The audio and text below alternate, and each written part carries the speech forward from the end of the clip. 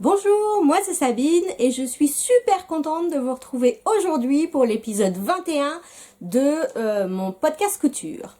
Alors tout d'abord, avant de commencer, je voulais vous remercier 1000 fois pour tous les commentaires que vous avez laissés suite à mon dernier podcast qui était il y a à peu près un mois et demi.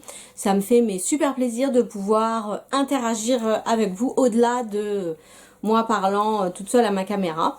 Et pour une fois, alors que j'ai rien changé dans mes paramètres, j'ai eu les notifications YouTube, je pense à chaque fois que quelqu'un laissait un commentaire, donc j'ai pu répondre, je pense, en temps et en heure. Si vous avez laissé un commentaire que je ne vous ai pas répondu, je suis désolée, c'est que je n'ai pas vu la notification ou que je ne l'ai pas eue. Mais donc j'ai essayé d'aller régulièrement voir s'il y avait des commentaires sous la vidéo. Mais enfin voilà, c'est pas quelque chose que je fais vraiment régulièrement, donc voilà. En tout cas, merci 1000 fois pour les commentaires que vous avez laissés, soit sur YouTube, soit sur Instagram. Ça me fait vraiment super plaisir, voilà, de pouvoir prolonger ça avec des conversations, prolonger les vidéos avec des conversations, des échanges avec vous. Ça me fait super plaisir.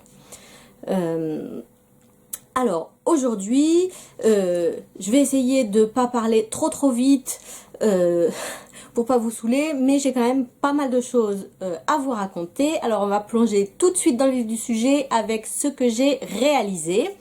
Donc la première chose que j'ai fait une 3e version du chemisier Fit But You Know It, qui est un chemisier que l'on peut, un patron gratuit qu'on peut télécharger sur le blog Essais et Erreurs. Comme d'habitude, je vous mettrai tous les liens en dessous de la vidéo. Donc voilà, hop, j'espère que vous voyez à peu près, oui je pense.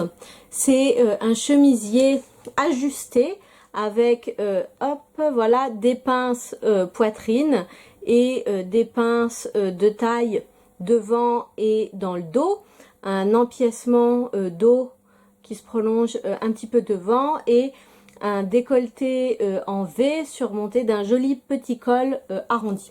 C'est un patron que j'aime beaucoup, que je trouve extrêmement flatteur, et j'ai donc fait ma 3e version dans un voile de coton de chez Cousette. Voilà, c'est un voile de coton gris avec voilà des petites feuilles blanches aux nervures rouge bordeaux, je sais pas trop. Je pense que la couleur que vous voyez a l'air de correspondre pas mal, alors que ma couleur à moi pas du tout. La couleur du tissu a l'air pas mal. Donc c'est un voile de coton qui est super agréable, il est doux, il est plutôt fluide. Il a une très légère brillance qui, malgré tout, j'ai l'impression s'estompe un peu au lavage. Donc c'était peut-être un après, mais il reste quand même une légère brillance à ce tissu que je trouve vraiment très agréable à porter.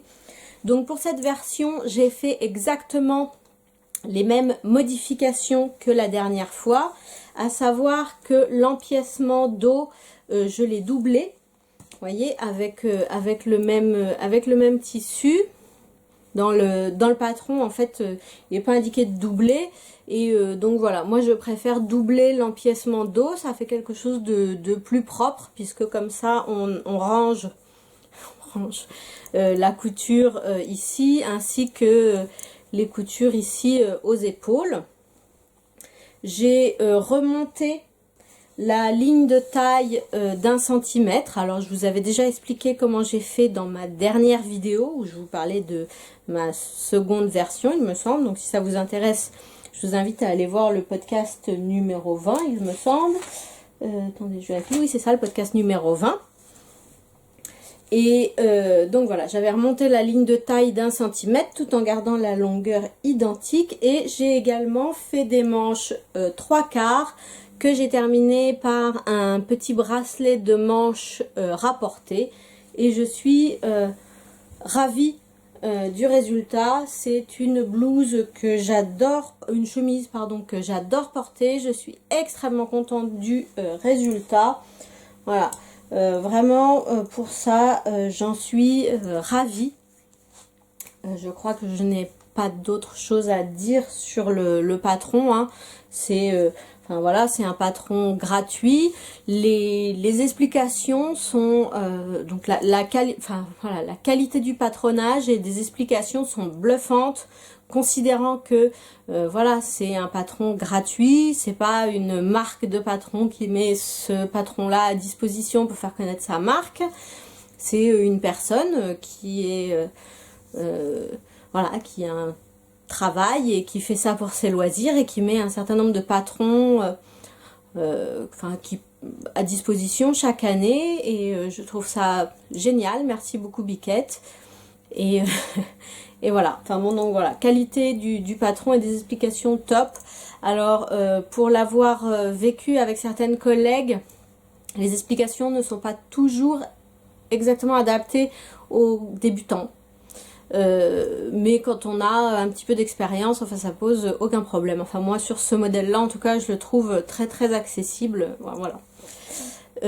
Donc une cousette très très réussie, très très contente. Donc la deuxième chose que j'ai cousue, c'est la veste Michel de République du Chiffon. Voilà, hop, le dessin technique. Voilà, alors je vais d'abord vous raconter l'histoire de cette veste. C'est qu'en fait, l'an dernier, j'ai acheté le patron de la veste Magnésium d'Ivan Soufflé que je voulais faire dans une gabardine Bordeaux. J'avais une vision très nette de ce que je voulais. Et en fait, quand j'ai passé commande du tissu chez Rascol, je n'ai pas trouvé de gabardine de coton, qui est le tissu que je voulais, qui convenait pour faire cette veste magnésium. Et par contre, il y avait de la gabardine de viscose. Donc, j'ai commandé cette gabardine de viscose en me disant, au cas où, peut-être que... voilà, je savais pas tellement à quoi m'attendre sur ce tissu. Je savais pas tellement... Enfin, voilà, à quoi ça correspondait. Donc, je l'ai commandé. Et en fait, quand je l'ai reçu, je me suis rendu compte que ça allait pas du tout pour faire ce que je voulais. Mais je me suis, donc en réfléchissant à comment l'utiliser, je me suis dit, bah, pour faire la veste Michel, ça serait parfait. Donc, j'avais acheté le patron de la veste Michel au CSF l'année d'avant, il me semble. Et donc, Michel est donc une veste droite. Oh, je suis désolée, la compensation des blancs. Hop, voilà. Ah, on voit pas mal là. Donc, c'est une veste droite. Hein, il n'y a pas du tout de cintrage, avec un col châle. Elle est oversized, avec des grandes poches plaquées. Donc le descriptif sur la pochette est donc: Michel est une veste mi-saison doublée. Donc en effet elle est entièrement doublée. La petite sœur du manteau Gérard, puisque donc c'est ça, elle a les épaules tombantes, cet aspect oversize, épaules tombantes. Avec un long col châle, deux grandes poches plaquées et une poche poitrine. Elle peut être boutonnée si vous le désirez ou portée ouverte. Tout en sachant qu'il n'y a pas d'explication dans le livret pour faire une version boutonnée. Il existe sur le site, sur le blog de République du Chiffon, un pas à pas pour réaliser la veste, que j'ai trouvé très utile au moment de faire le col en fait. Voilà. Donc j'ai donc réalisé cette veste, choisi de réaliser la veste dans cette gabardine de viscose. Et pour la doublure, en fait, traînait dans mon stock depuis mes tout débuts de couture un tissu en polyester, 100% polyester, voilà, comme ça, noir avec des petites fleurs blanches et bordeaux, que j'avais acheté donc dans les tout premiers mois que je cousais au coupon de Saint-Pierre, toute naïve que j'étais, ne sachant pas que ce tissu était l'envoyé sur terre du diable. Voilà, c'est l'enfer à coudre, à manipuler ce truc. C'est pas tellement à coudre, mais c'est avant à manipuler. C'est vraiment l'enfer. Donc je me suis dit, bon voilà, ça irait très très bien avec ma gabardine Bordeaux pour faire cette veste. Et donc voilà, donc avant de commencer, et enfin voilà, ça fait longtemps que la veste Michel est sortie, donc il y a déjà eu Watt 1000 versions sur internet. Et j'ai donc fait d'emblée un certain nombre de modifications pour que ça me corresponde plus. J'ai donc tout d'abord réduit la hauteur de 3 cm, puisque en fait République du Chiffon patronne pour la stature de patronage est de 1,65 m et je suis plus petite que ça. Donc j'ai réduit de 3 cm en deux endroits. 2 cm au-dessus de la taille, 1 cm en dessous. Je ne voulais pas non plus des épaules tombantes. J'ai donc fait un ajustement épaule étroite, carrure étroite, je ne sais pas comment dire, pour réduire les voilà, la longueur d'épaule, donc de 1,5 cm il me semble. Enfin, au final peut-être 2 cm. Enfin bon voilà, un ajustement pour épaule étroite. Et j'ai également augmenté la circonférence des manches pour pouvoir la porter avec un pull si j'en avais envie. Et voilà. Donc pour découper la gabardine, aucun problème. Donc à savoir que la gabardine de viscose, c'est un tissu qui a du stretch un peu, enfin qui est extensible, hein. C'est pas qu'il n'y a pas d'élastane dans celle-ci, mais c'est juste là, le tissage du tissu fait que c'est légèrement extensible. Donc il faut faire très attention quand on coud de pas détendre le tissu. Ensuite, ce truc là, ça a été mais une pure galère à découper pour trouver le droit fil machin et le garder, parce que le truc tu le regardes et en fait il part en couille. Non, donc j'ai fait j'ai pas de fabulon en bombe. J'avais acheté une bombe censée être de l'amidon, mais en fait ça amidonne rien du tout. Donc c'était pas la marque, si pourtant c'était la marque Fabulon, mais il doit y avoir plusieurs produits, enfin bon bref. Et donc là j'ai fait un mélange de maïzena, d'eau que j'ai chauffé, j'ai mis dans un pchit et donc j'ai pchité, j'ai passé au fer. En fait j'ai galéré, j'étais pas sûre de couper quoi que ce soit dans le droit fil. À un moment j'ai abandonné à tel point que pour les poches j'ai coupé dans un autre tissu. Mais j'en avais pas assez pour faire toute la doublure. Donc, parce qu'en fait, il correspondait pas mal au niveau de la couleur. Voilà. Et donc, oui, l'autre modification que j'ai faite, je n'ai pas fait les poches plaquées. Un, parce que j'aime pas vraiment l'aspect des poches plaquées. Et deux, parce que je n'arrive pas à faire de surpiqûres propres, en fait.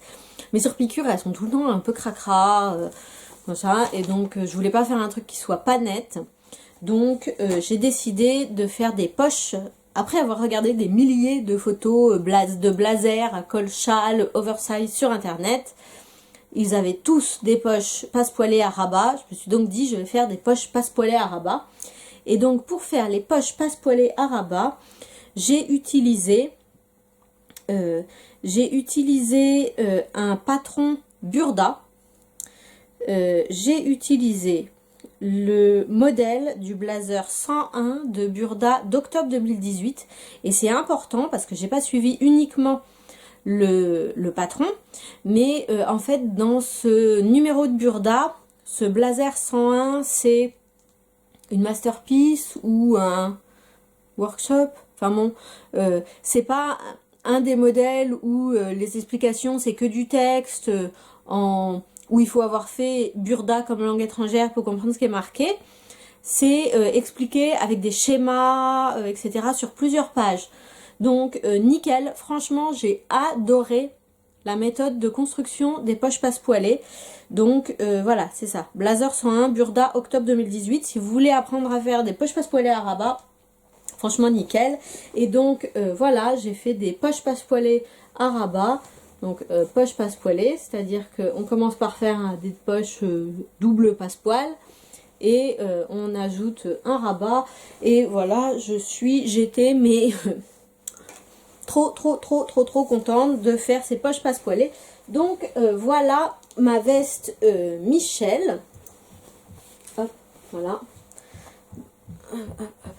Et donc pour vous montrer la bête, donc c'est ça, hein, voilà, c'est une veste. J'ai fait ses poches passepoilées, elle est intégralement doublée. On a donc ce col châle. Je sais pas comment vous montrer, en fait je suis un peu près de la caméra, je suis désolée, je me mets tout le temps en hyper gros plan. Donc voilà, ce grand col châle en deux parties. Hein, la couture elle est là, donc on a une couture dos pour structurer le bidule. C'est extrêmement bien foutu pour faire la doublure en bas avec machin, le pli d'aisance là. C'est très bien expliqué, hein, et dans le livret et le pas à pas sur internet. On a un pli d'aisance, voilà, ici, en bas aussi. Donc voilà, j'ai tout glacé en bas.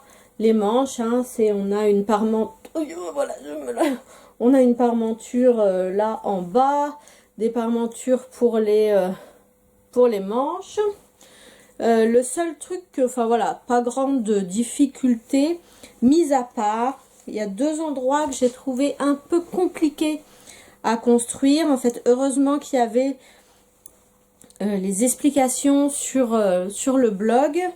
C'est ouais, en fait ça a été pour mettre l'enforme d'eau et du coup bon, en fait voilà, je m'en suis pas mal débrouillée, hein, c'est plutôt propre. Enfin voilà, c'est net, mes angles, je sais pas si vous voyez bien là, la couleur elle sature dans tous les sens, machin.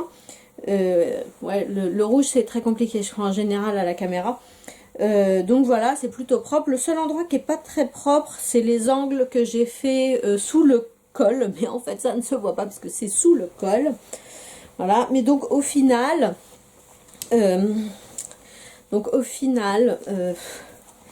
ma veste est très grande encore quand même, malgré mon ajustement. Ouh, excusez-moi, j'ai mis un petit coup dans la caméra.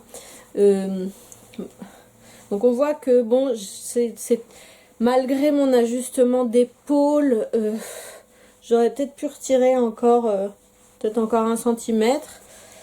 Mais bon voilà, les manches, oui, sont un petit peu longues, mais en fait pas tant que ça, parce que quand je tends les bras, moi j'aime bien avoir les poignets qui soient couverts quand je tends les bras. Voilà, mais par contre au niveau de la largeur dos, c'est immense. Alors pourtant je savais, vu que je savais que c'était une veste oversize, j'ai fait une seule taille. J'ai pris ma taille de tour de poitrine, donc j'ai fait un 42, alors que normalement j'aurais dû faire au moins 44 pour les hanches. Ouais, il me semble que c'est ça, chez République du Chiffon, je dois faire un 44 pour les hanches, peut-être même 46, je ne sais pas. Mais bon, j'ai fait un 42 uniquement, et en fait, j'aurais dû faire au moins une taille en dessous, quoi. Enfin, je pense que même si j'avais fait un 38, elle m'aurait encore été grande, en fait. Vous voyez, là, en fait, on voit très bien que y a trop de tissu pour moi, quoi. Bon, je suis désolée, vous voyez pas grand-chose. Si je me lève, vous allez encore moins voir. Voilà, donc elle est quand même encore trop longue. Elle m'arrive sous les fesses. Enfin, c'est le patron qui veut ça, hein. Bon, je suis désolée, ça sert à rien que je vous montre, vous voyez rien du tout. Enfin, donc voilà, elle est un peu grande. J'ai un peu l'impression d'être avalée par ma veste. Je sais pas si je la porterai. Enfin, ou peut-être au printemps comme manteau. Voilà, je sais pas. Le truc qu'il faut que je fasse, que j'ai pas fait en fait, et qu'il faut que je fasse, c'est qu'il faut que je glace les parmentures de devant. C'est pas indiqué dans le patron, mais en fait c'est plus net quand c'est fait. Donc voilà. Ouais, les manches, en fait, la longueur d'épaule en fait me gêne, je pense. Je pense que je la trouve encore trop grande. Je sais pas. Bon, on verra. Ça demande à être porté. Je ne l'ai pas porté encore. Il fait pas assez chaud encore pour que je la porte comme manteau. Et puis, bon, pour la porter autrement. Voilà. Donc voilà, là, je suis un peu mitigée. Je suis pas sûre de la refaire. Hein, honnêtement, je suis pas sûre d'avoir besoin de plus de vestes à col châle dans ma vie. Hein, donc voilà, je suis pas sûre de la refaire. J'ai quand même appris à faire les poches passepoilées à rabat, poches passepoilées et poches passepoilées à rabat. Je suis super contente pour ça. Voilà, c'était... j'ai tergiversé pendant un peu de temps. Hein. Je suis restée bloquée sur les poches pendant un moment avant de me décider. Et en fait, je suis vraiment contente de les avoir faites. Parce qu'en fait, c'est voilà. Pour moi, c'est le grand truc que j'ai appris en faisant cette veste. Et pour ça, j'en suis très contente. Voilà. Donc, c'est tout ce que j'ai cousu depuis la dernière fois. Et en ce moment, je n'ai rien en cours puisque j'ai terminé ma chemise cette semaine ou la semaine dernière.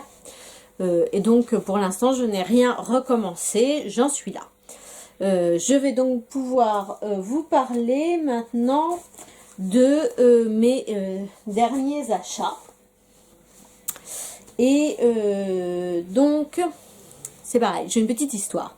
En fait, l'autre jour, en réunion, j'avais rien acheté jusqu'à il y a une dizaine de jours, je crois. Donc, pendant une réunion, j'ai complètement bloqué sur la blouse d'une de mes collègues, que je trouvais mais trop belle.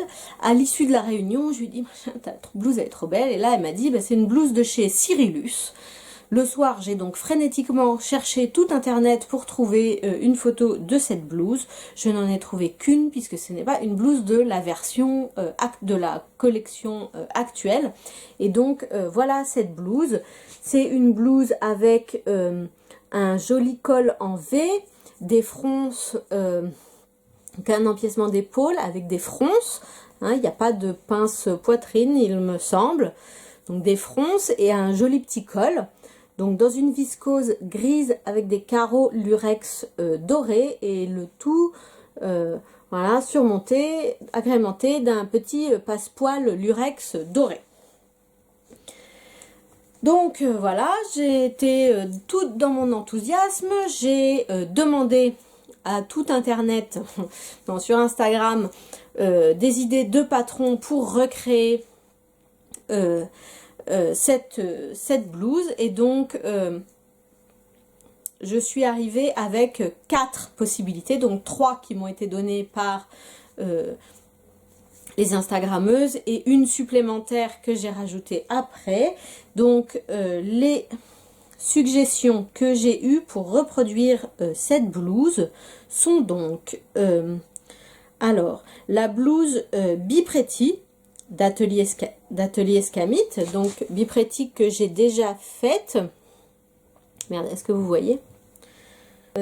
Donc Bipretti, je sais pas comment faire pour vous le montrer. Voilà, faut que je m'approche très près en fait.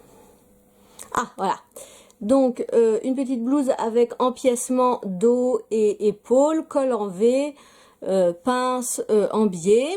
Donc on a bien le col et l'empiècement qui vont bien, mais là on a des pinces et on n'a pas le petit col. L'autre suggestion était la blouse Sun de P&M Pattern. Donc la blouse Sun, bon, c'est encore pire, on ne voit rien du tout.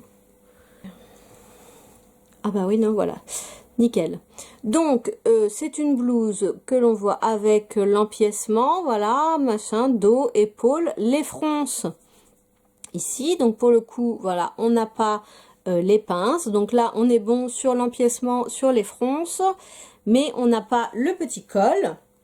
La troisième suggestion était la blouse Laurel de Sophie Denis Couture, qui est une jolie blouse ajustée avec un empiècement dos, alors qui ne se prolonge pas sur les épaules. Par contre, on a le petit col, mais donc on n'a pas l'empiècement qui se prolonge devant, pas les fronces, et on a des pinces poitrine.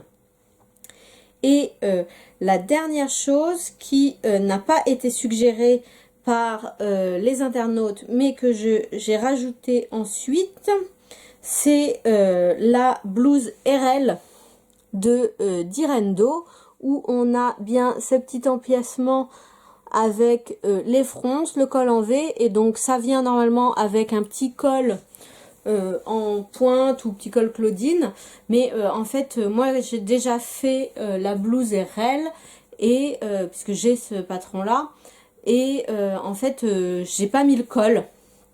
Donc en fait on a un petit col en V, donc en fait ça c'est aussi celui-là, sur ce modèle là, donc c'était la première version, je pense qu'elle a été rééditée sans les pinces de taille, donc dans la version initiale il y a des pinces de taille devant et derrière, donc c'est une autre solution. J'ai donc la blouse RL que j'ai déjà réalisée, la blouse Bipretti que j'ai déjà réalisée aussi 2 fois, et je me suis donc empressée d'acheter la blouse Sun de PNM Pattern et la blouse Laurel de Sophie Denis. Alors, 3-4 petites choses à dire. Donc j'ai tout imprimé dans la foulée, et je suis en train de scotcher les PDF. Alors, pour PNM Patterns, j'ai pas grand chose à dire. En fait, on imprime toutes les tailles. Par contre, en effet, les PDF, une fois imprimé, ça s'ajuste pas mal. Voilà, je suis pas trop bancale à la fin des trucs. Par contre, alors sur le patron Laurel de Sophie Denis, il y a un truc que j'avais jamais vu avant, c'est-à-dire que en fait quand on achète le patron, il vient en 3 statures différentes, c'est-à-dire qu'il vient en stature 1m60, 1m65 et 1m70, il me semble. J'avais jamais vu ça sur aucun patron. Un truc de fou quoi, d'avoir en fait 3 patrons différents en fonction de sa stature. Donc moi j'ai imprimé le patron avec la stature 1m60, donc on verra. Également il y a un système de calque sur le PDF qui permet de choisir uniquement les tailles qu'on veut imprimer pour pas se trouver avec tout l'éventail de taille. Je me souviens plus dans quel éventail de taille ça vient, mais quand même assez important. Donc on peut choisir uniquement les tailles qu'on souhaite imprimer. Par contre, là où j'ai galéré, c'est au scotchage de PDF.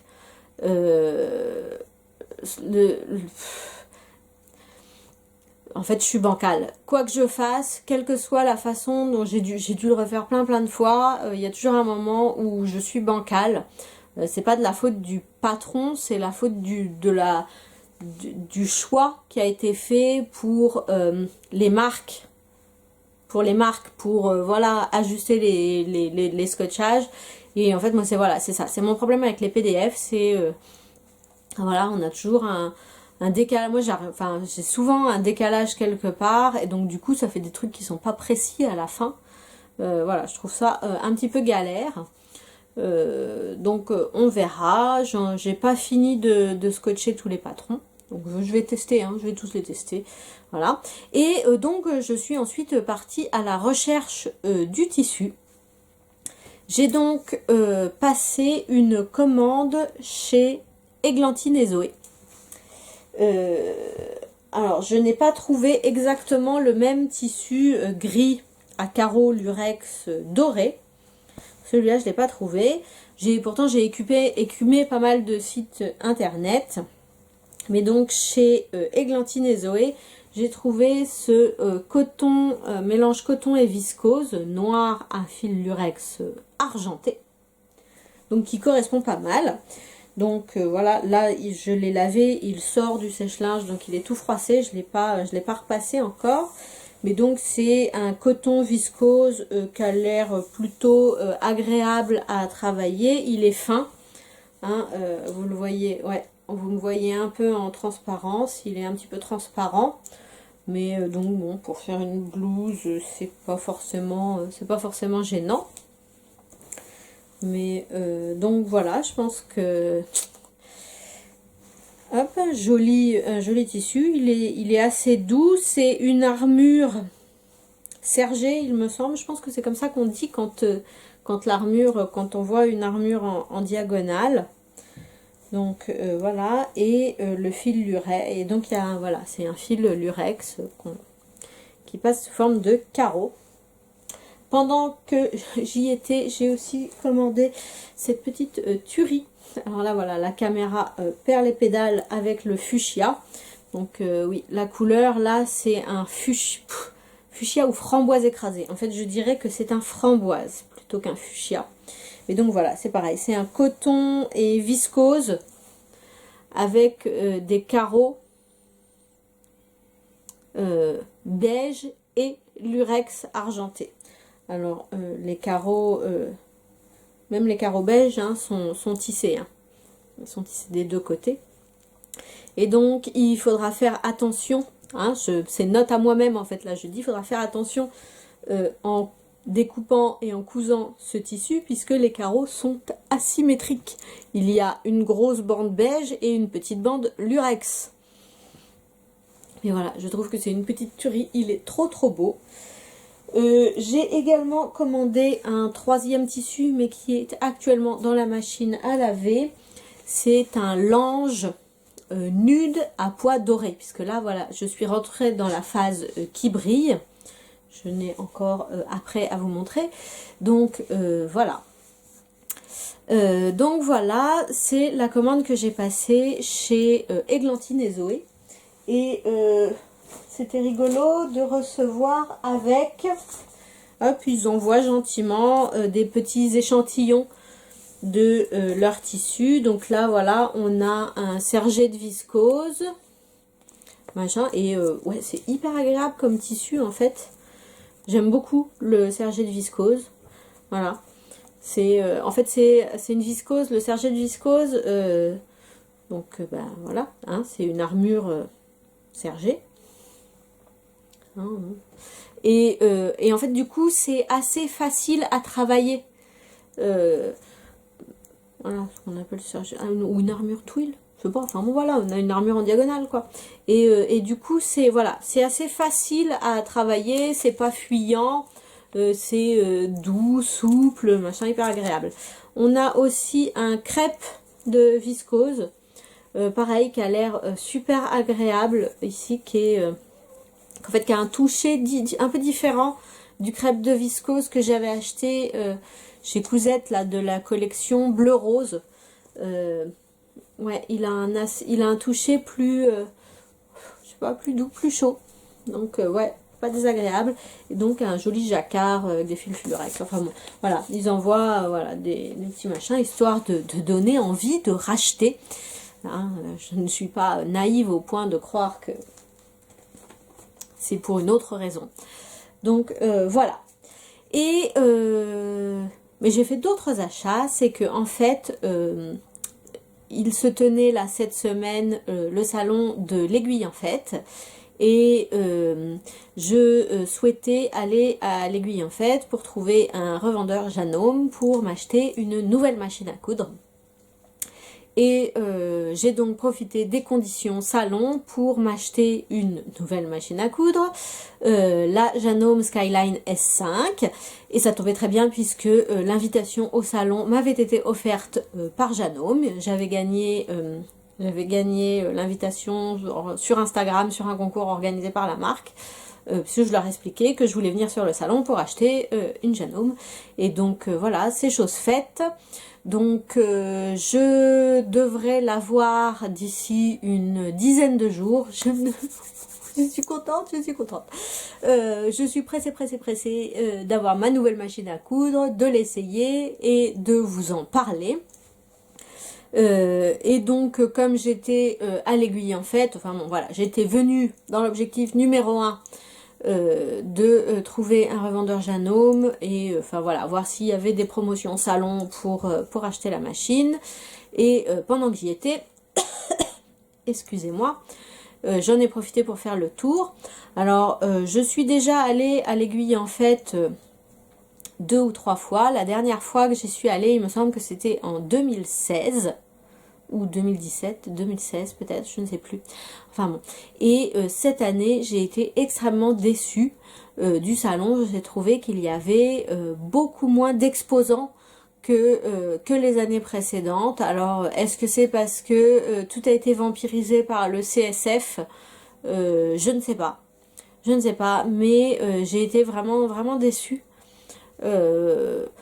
Voilà. Juste parce qu'il y avait moins d'exposants, quoi. Et du coup, pour la couture, il y avait que... Enfin, très peu de stands de couture vêtements. Alors, il y avait des stands couture patchwork, hein.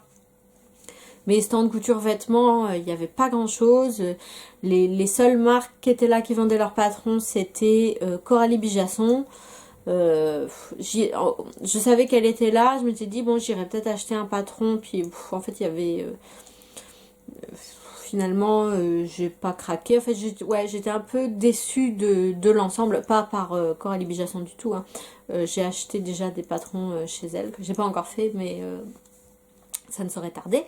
Mais donc voilà, et en fait je suis arrivée un peu tôt parce que je savais que ces salons là il faut arriver vers 15h pour que la cohue commence à se tasser et pouvoir accéder au stand. Et en fait je suis arrivée un petit peu tôt et du coup ouais, la cohue ça m'a filé une migraine et en fait je suis repartie assez tôt, mais j'ai quand même eu le temps d'acheter du tissu. Parce qu'en fait, mon objectif, c'était de racheter du tissu Atelier Brunette. Puisque les dernières expériences que j'ai eues avec les tissus de cette marque étaient excellentes. Et en fait, donc j'en ai trouvé chez Lil Weasel, où j'ai donc racheté de la double gaze Stardust coloris, je sais pas, noir.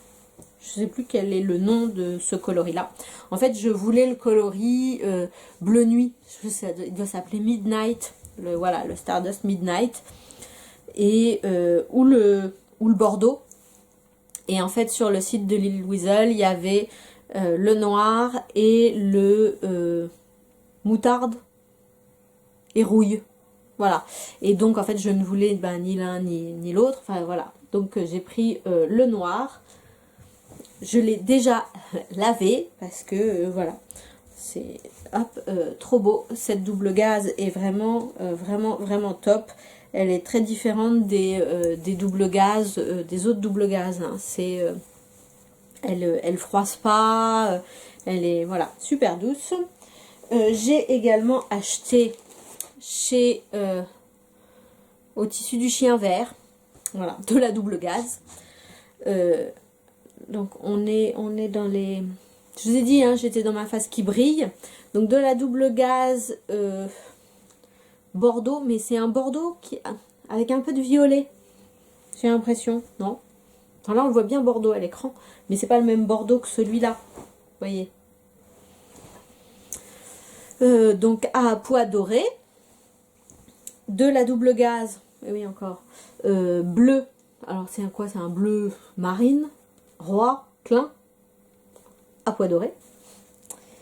Et un sweat fuchsia à fil lurex. Voilà. Donc voilà mes achats de tissus de l'AEF. C'est quand même pas négligeable. C'est pas comme s'il me restait de la place dans mon armoire à tissus, hein. Et j'ai également, pour aller avec, acheté chez Froufrou du passepoil lurex, donc du passepoil lurex argenté, hop, et du passepoil lurex doré. Alors voilà. Par contre, le truc que j'ai vu voilà après et que je trouve vraiment très très moyen, c'est que après 20 cm de passepoil, il y a ce joint. Alors je comprends bien, hein, qu'on doive joindre du passepoil, mais regardez comment il est joint, le bordel. Enfin je veux dire, c'est pas possible. Il y a eu aucun effort pour joindre les deux morceaux. Oh, c'est du scotch. Oh mortel, c'est du scotch. Donc voilà. Oh putain, c'est... Oh là là. Ok, très bien. Donc attention, les passepoils lurex chez Froufrou sont joints au scotch. Donc si vous aviez besoin de... Enfin voilà. Je sais pas s'il y a d'autres endroits où... Non, non, non, le reste est bien. Ok. Très très bien. Et pour l'autre, pour le doré, non, il n'y a pas de problème. Enfin voilà, je me serais attendue à ce que la jointure soit effectuée de façon propre. En fait, voilà, que ça soit rentré l'un dans l'autre, que ça soit cousu. Et non pas qu'il soit mis machin avec un bout de scotch. Enfin donc voilà. Enfin, bon, sinon c'est très mignon. Ils offrent un petit crayon de papier que j'ai déjà perdu. Ah non voilà. Hop. Petit crayon de papier, mimi comme tout. Voilà. Donc voilà pour mes achats de l'AEF. Beaucoup de qui brille cette année. C'était le thème qui brille. Et voilà. Et la dernière chose dont je voulais vous parler, c'était mon retour sur la Zozo Suite, puisque je vous en avais parlé dans un épisode de podcast précédent, le dernier d'ailleurs, le podcast numéro 20.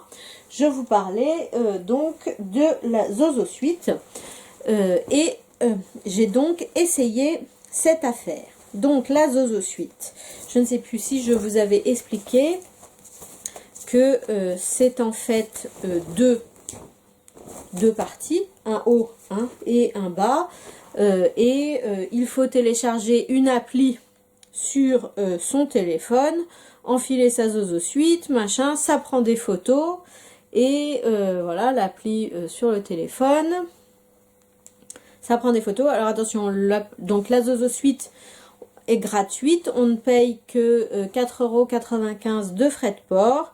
Et ensuite, on se mesure et c'est pour permettre d'avoir des vêtements sur mesure ou en demi-mesure. C'est pas du vrai sur mesure, c'est du demi-mesure.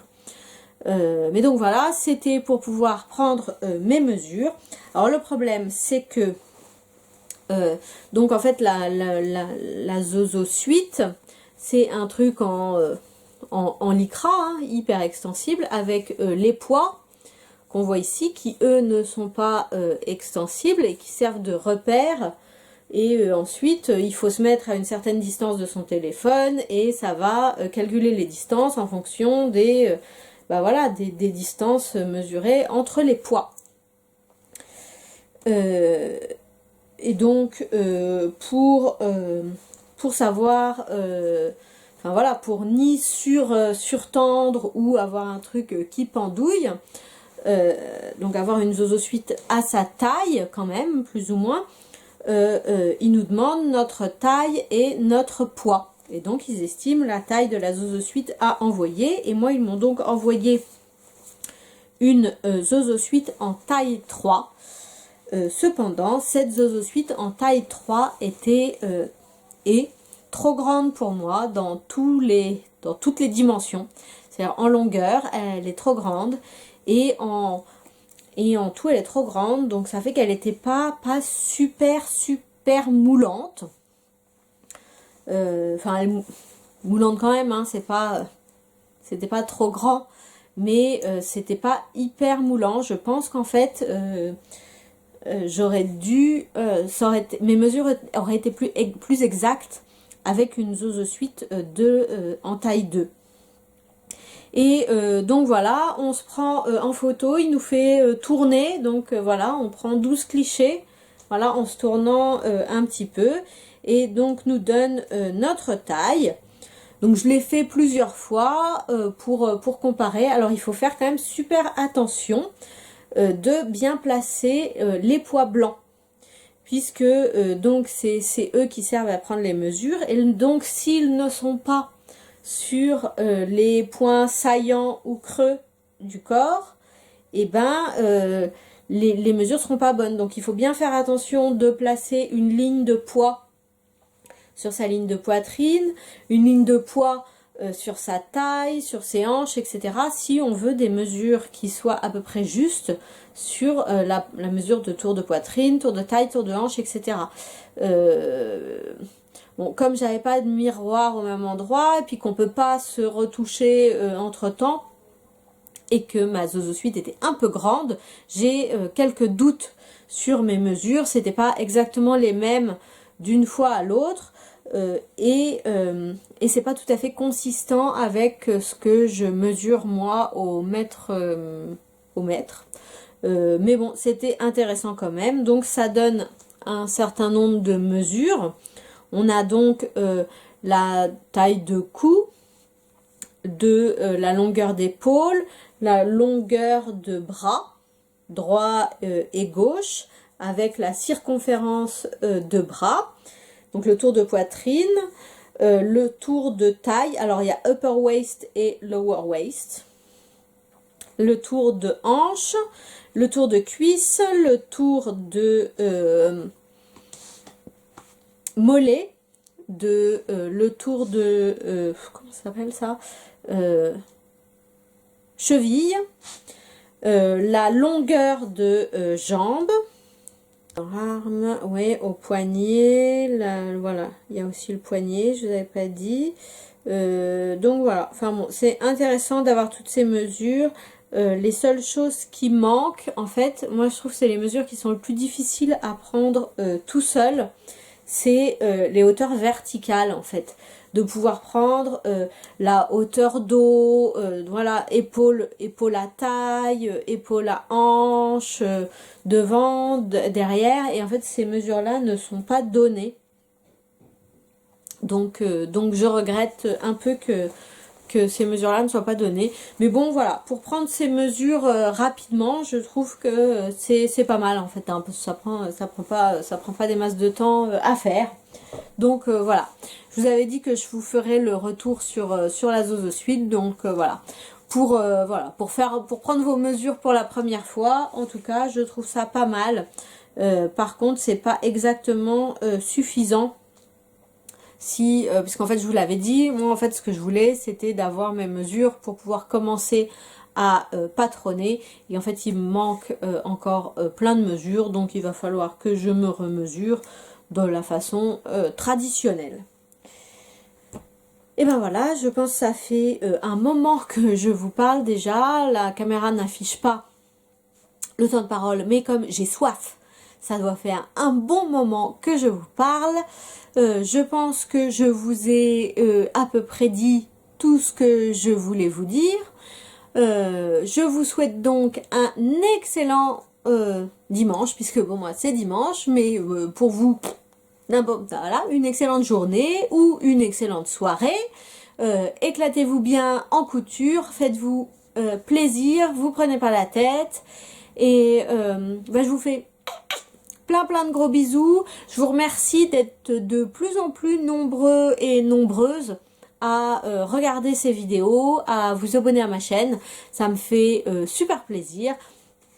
N'hésitez pas à laisser des commentaires. Je vais essayer de revenir très vite avec un certain nombre de tutos que je vous avais promis. Donc je vais essayer de les faire la semaine prochaine. Donc voilà, plus derrière ça prend un petit peu plus de temps de montage, donc voilà, ils seront en ligne d'ici un mois je pense, enfin j'espère, c'est mon objectif. Et donc voilà, essayez de faire ces tutos rapidement. Et qu'est-ce que je voulais vous dire? Ah oui, je voulais aussi vous faire, je ne sais pas si ça vous intéresse, dites-moi, de vous faire une vidéo sur les outils de couture, outils et accessoires que j'utilise régulièrement et que je trouve bien.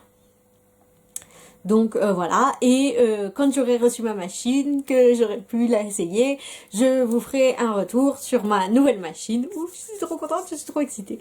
Voilà, donc sur ce, je vous fais plein de gros bisous, je vous dis à très bientôt. Ciao ciao.